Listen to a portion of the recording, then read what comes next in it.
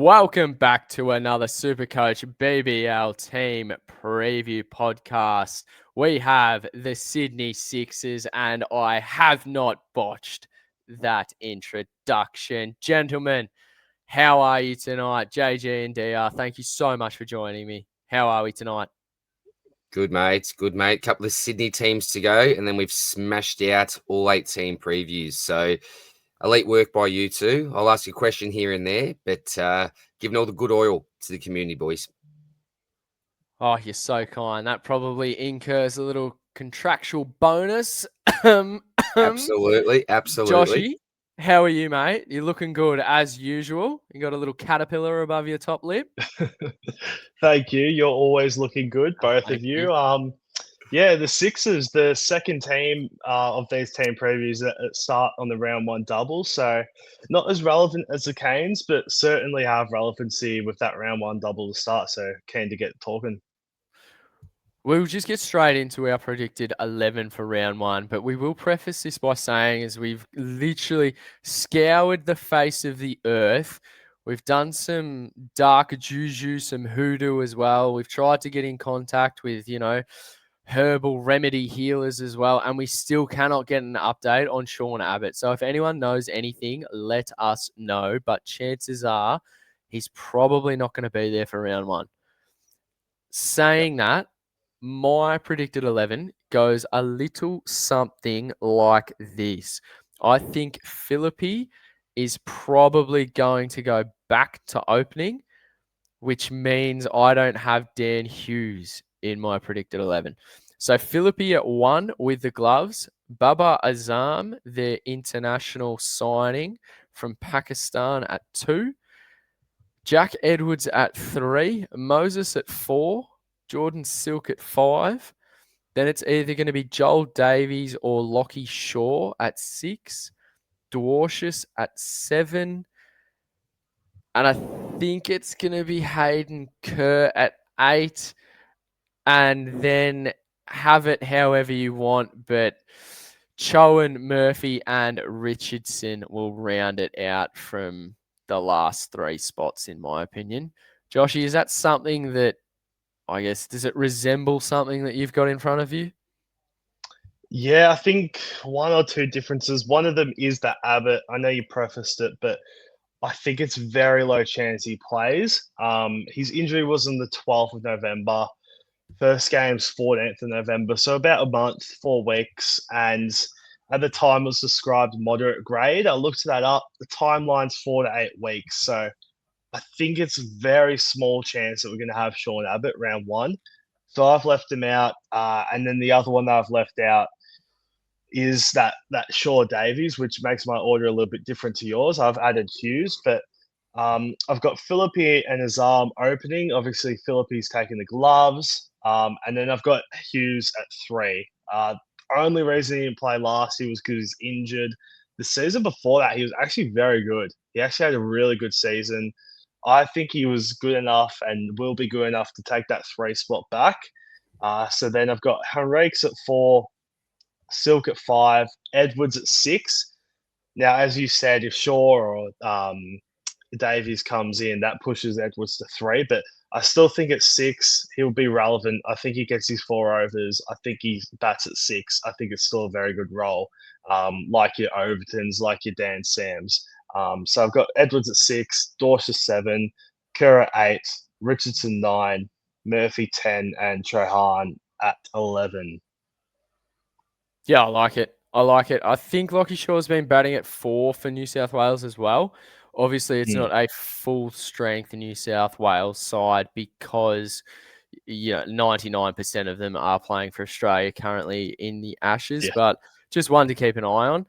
They're fairly relevant. I think that's a correct statement, but I've only got 3 of them in my side, and that's Edwards, Flip, and Dwarshus.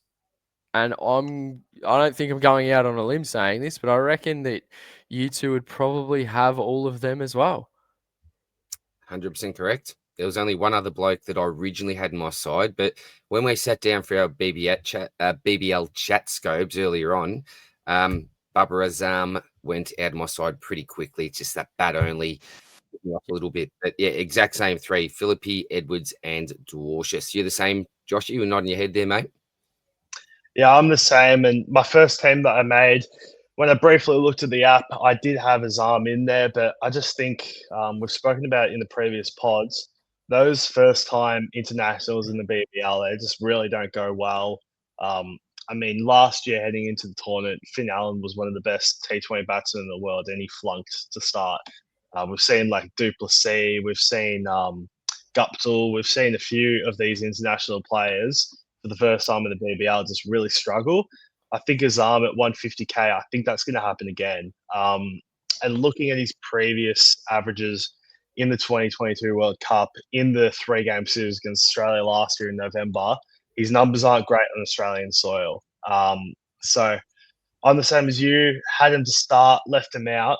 I've got the exact same 3 6s as you, but I have played around with getting in Todd Murphy and Hayden Kerr. Both of them very much in my thoughts. Hayden Kerr, particularly if Sean Abbott misses with injury, especially with them getting rid of Jackson Bird. And Todd Murphy, 100% as well, with Sock no longer in that side. I think he's the number one spinner over Chauhan. And he just keeps evolving as a cricketer. He's one of our best up-and-coming spinners, more so the red ball format, but he does also have a season in the Big Bash a couple of years ago where he averaged, I think, close to 50. So he's one that I'm watching at 59k as well. Where, just to continue on with that Murphy shout, I don't reckon, now looking at it, they played Perth in the first game at Optus. Is there any chance he could be left out of that and they just go with the Davies if they want spin? Play the extra batsman. I don't know, because I don't think Joel Davies' batting is that good, to be honest. Yep. And I think Jack Edwards in that side opens up the potential to bring a spinner across. Maybe Murphy only gets those 2 overs, which wouldn't be ideal. But as I mentioned, Stephen O'Keefe out of that side is absolutely massive for someone like Todd Murphy. I think he gets that spinning role over Chauhan. So, with Richardson, you got Kerr, you got Dawson, you got Edwards. They really don't have many other pace options, to be honest, with no Berg, with no Abbott. So I think they're probably going to still bring that spinner, even though it is Perth Stadium. So yeah, I think Todd Murphy is one I definitely want to watch. If I started him, I'd probably be looping him off the bench just because of that Optus to start. But I mean, SCG the second game, it could probably go well. There are question marks for sure. That's why he's not in my side at the moment. But one I definitely want to watch, and I know it's Red Bull, but he played for Australia A today, and I think he went pretty well. Took a couple of wickets against England, so definitely in decent form at the moment. All the players that we've spoken about that are in our sides, the 3, they're on field, aren't they? There's no chance. I know you just alluded to looping Todd Murphy, and I completely get that. But if we're talking about Flip Edwards and Dwarshus, potentially occur, maybe if the role seems to be there, they're all on-field options, aren't they? Absolutely. There's no. Sorry, I was just going to say there's 2 blokes here, and I'm not interested whatsoever. I'm just thinking what the community may be viewing at the moment. Richardson at 89,700 and Moses. They're not options, are they? They're familiar names to some people, but are they actually options at the price? Is Richo washed at the moment? I think back a few years ago, and I almost in my head still view him as a half type premium. But are the days of Richo's SuperCoach career over? Are we calling it this early, or is that a bit disrespectful to the man? I certainly am. I think we saw that with the Gades last year. He turns 35 in February. Like a few years ago, he would be playing all around the world in the 100 in England. Very rarely IPL, but sometimes he played in those competitions, Major League Cricket. But I mean, looking at his stats right now, since the Big Bash, he played for Northern Territory against Nepal and Bangladesh A, and that's the only notable cricket in terms of professional cricket he's played since the Big What? Bash. What is Yeah, that? so I think that's part of him being washed, and in those games as well, his figures weren't too great for the quality of sides he was playing. Yeah, Okay. 35 years old in Feb, and the issue with Richardson is he usually misses a game on the double. He's like your call denial, where pretty injury prone, but also rest prone. Yeah. So yeah, the price tag looks amazing. The name looks amazing, but it's not 2018 anymore. I don't think we can go after Richardson, but it's good you bring it up because I mean, what's his percentage at now? It's probably at a decent amount. He's um, sitting at 8%. So there's a That's fair bit of the competition that's looking at that's him. 7% way Um, too high. yeah, and yeah, I wouldn't be No. looking at that. And the other one, Henriques, yes, I think he actually got a couple of overs last year. It won't happen this year. No.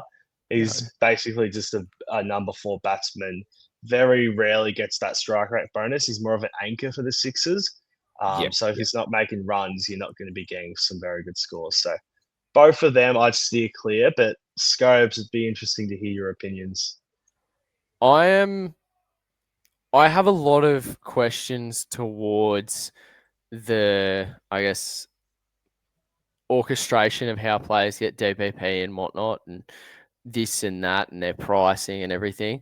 But I think we can collectively say that it is a little bit sus and a little bit weird how Moses has DPP. That's a good Mm. point. That's a good Like, point, Scobes. Yeah.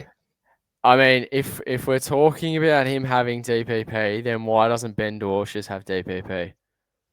Yeah, he's more of an all-rounder after his bang performances last year. That's for sure. Like, I'm just, you know I what I wonder mean? Like, how they work it out because it's like 35%, as we know, with the AFL AFL. SuperCoach. yeah. So it's a good question, actually. Like, how do they actually work it out? Is there a percentage? What's the metrics for the No DPP clue. for And BBL? we'll Yeah. never know. We'll never know. Well, looking at last season, Moses bowled 2 overs across the whole season. So how he has DPP is a great question. Another one that we didn't really mention in the Canes is Rashad Hussain. How he got bat DPP alongside bowling, it blows my mind because he bats for 8 or 9 for Bangladesh. So I don't think that Hurricane side is going to be in the top 8. That's for sure. So yeah, it's very interesting. Like obviously, it's so clear cut, like you said in AFL. It's 35% in that position, and if not, no DPP. It's a little bit harder to read when it comes to the cricket, but I think they just guess half the time, to be honest. Oh, I mean, plausible. I just going back to what you said about Kane Richardson about if he's over. I think I'm fairly certain he resides in South Australia. I'm fairly certain, and I reckon for at least it was 3 years on the trot. Whenever Renegades would have like a double game week around that Christmas period, he'd always miss one because he'd go home. And like that's not a knock on him. Like that's fantastic. Good on you. Like obviously there's more to life than sport. But from a Supercoach Absolutely. perspective, I don't think you would be confident going into a double game week if you had him thinking that he's going to play both games. Like just so rest prone. And Joshy, you said it before, like he used to be that death bowler in the power plays, pick up wickets, he'd always get junk. And then that just slowly started to like waver off. And then, I mean, he was almost ineffective there at one point. So I don't think he's completely washed, but this is the season that ends it. Yeah, and I mean, like, it wasn't just last year's average of 34. The year before that, he averaged 33. So I think the decline's been a couple of seasons now. Yeah, it's hard when it comes to a price tag like that and the name because, I mean, Peter Siddle had a rejuvenation of his career last year when he was similar priced. But yeah, I just think the rest risk and how he's been the last couple of years, probably a fade for me. So going off what we've just spoken about, their internationals in It'll be Baba. Curran will come later at the end of the season. So that's 4 to 6 games plus finals, which I think he'll be a very, very intriguing player when the time does roll around. And I'm going to butcher this name. It's Jafar Chowan, isn't it? I Like, think that's pretty much around the mark. Yeah. Like, we don't have any interest in their internationals. That's fair to say, yeah. Definitely not for me. I mean, No. Chelwin played 2 games last year and averaged 5 SuperCoach points. I think he is the worst international in the game. I actually don't know why Sixers have brought him back. Like, you can go No clue. so many different players in the entire world that plays cricket, and they keep bringing back this guy. Yeah, I wouldn't go anywhere near him 85K. And usually when you see an international on a double sub 100K, you're grabbing them in a heartbeat. But yeah, this guy, I don't understand why he's getting picked up by BBL teams or by the Sixers. So it's a no to Chowan and it's a no to Baba. Is that fair? Yeah, for Yeah. different reasons as well. Like Bubba's record around the world's incredible. Yes, but the yes, it price is. tag in the first BBL season, not for me. Yep. No, understood. Understood. I want to pose a scenario to you both. Lockie Shaw is named in the top 4 for that first game against Perth, round 1 on the double. What's the go? Interest or not? Lockie Shaw, he's cheap, isn't he? What's he Yeah. priced at? Scobes here. Lockie Shaw. Oh, hang on, here we are. He is 58,500 wicket keeper bat. Yes. Mm. Just steer clear because it's not certainty, or would you really consider it? Because I am huge on this bloke and that DPP, like, whew, I love starting keepers that you can just move around like willingly. And I don't think there's been a season where I haven't started 3 of them. Not for me. I guess like yes, the prices are different, but on that round 1 double, I rank McDermott, Philippi, and Matty Wade all above Shaw. But McDermott doesn't know which end of the bat to hold. But his role is secure. It's number 4. You know that McDermott, no matter what he does, he's going to be playing. He always has been for the Canes. Whereas Shaw, and by the way, I actually don't like Shaw after what happened last season. Last year, this is hilarious. Last year, he was my 42K wicketkeeper bat loophole. And I thought he was nowhere near that Sixers side. And long and behold, it came to the Sixers game. I think they were like the 3rd game of the round. All my trades had been locked in. And Lockie Shaw's picked. And I've got him on my field. And I've missed out on, I think it was a very good score off my keeper bench, and it pretty much ruined my season, to be honest. So I've got bad blood with Lockie Shaw, but even if that didn't happen last year, I think there's too much uncertainty around his role, about his selection in the side, and there's just so many players that I would rate above him. Even the Todd Murphy for what 1K more, I'd rather that. There is absolutely nothing better in life than when your phone starts to blow up and it is just continuous messages from you going on a rant about something that you have no idea what's going on with.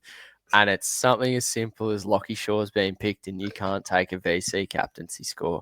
Oh, I live for moments. It hurts. Are you joking? That's my adrenaline. That's what I live for. He gets very creative with his abuse. I'll tell you that, TR. You just reminded me. I didn't just miss a wicketkeeper coming onto the ground. It was a good wicketkeeper score on the emergency. I can't remember who it was. I also missed being able to take a very big VC score. It ruined me. It was a horrible round. Yeah, it was bad.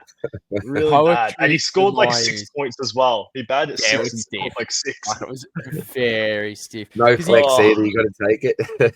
Yeah. He came down from Brisbane, I'm fairly certain. Yeah, he played came a couple from of games absolutely nowhere. Yeah, nowhere. No, that was fantastic. Well, there's our little story time. Gents, is there anything more to add to the Sydney Sixers? Just one thing for me. Perfect. that we just need to note. So obviously they've got the double in round 1. They do have the round 5 bye, and then they've also got the round 9 double as well. So they've got that double to end the season. Only question from me: can you potentially see yourselves keeping a sixer all the way through the year? Not Yes. necessarily preparing for the round 9 double or anything, that'd be a bit silly. But given the fact you can obviously start them with the round 1 double, round 5 you can use them as a loophole, which could be handy. And then knowing that you've got at least someone already stashed there for that last round, can you see yourselves potentially doing that with one of your players? Absolutely. Absolutely. Especially like I think most people are starting flip. Like that's just a given. And I mean that flexibility, move him to the bench. If you start more than 2 keepers, you can move him to the batsman's line. Like I'm fairly certain I did keep him all year last year. And I mean, with someone like who's on the screen now, Ben Dwarshes, if he's got that role at 7 and potentially coming in a little bit earlier in certain game scenarios, if his batting is half as good as what it was at the end of last year and he's taking junk wickets, then absolutely. Yeah. I don't think that's out of the Yeah. realms of possibility. It's Jack Edwards for me. Like that bat bowl DPP, guaranteed the bat in the top 6, whether it's at 3 or 6. And I really do think he's guaranteed to bowl 3+ overs every game. He's got that fruitful role that we've seen from Short back in the day, Darcy Short, that is. Stoinis back in the day. We've seen it with Overton more recently, Sands more recently, Sutherland. That role of the top 6 batsmen with the 3+ overs. The I better think short Edwards as is well. going to. Yeah, the better short as well. Thank you. I think that role with the bat DPP and the bowling, yeah, I think he's the one that I just want to hold for the rest of the season. He was awesome for me last year, and he's 25 years old, so I think he's just going to get better. But yeah, Flip as well, Dorses as well. Definitely, you can hold these guys. His form has been absolutely shocking, though. Yeah, I reckon it's going to change in the Big Bash though. His T20 cricket's good. I'm a big fan of Jack Edwards. Like I know. this is someone I started at 64K last year. I think he got to like 170 at one point, and he was averaging ridiculous numbers. You kind of look a little bit like him, actually. Oh, here we go. Oh, really? I just wanted to string you along just so I could put that in there. Mate, I completely agree with you. Completely agree Yeah. with you. Nah, he's awesome. Do we have anything more to add, gents?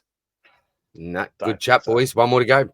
Perfect. Lovely. Thank you so much if you're listening on the audio on Spotify. If you're listening on YouTube and watching, then thank you again. If you agree with anything we have said, if you disagree with anything we have said, I mean, chances are you probably would have, then leave us a comment. Let us know. Make sure you leave us a like. If you're not subscribed, and you've listened to majority of these team previews, then I've got no idea why you haven't subbed yet. So make sure you do. And we'll be back shortly for our last one, the 8th one, the Sydney Thunder team preview. We will catch you then. Make sure you tune in because I'm sure we've saved our best for last. So thank you, and we'll see you then.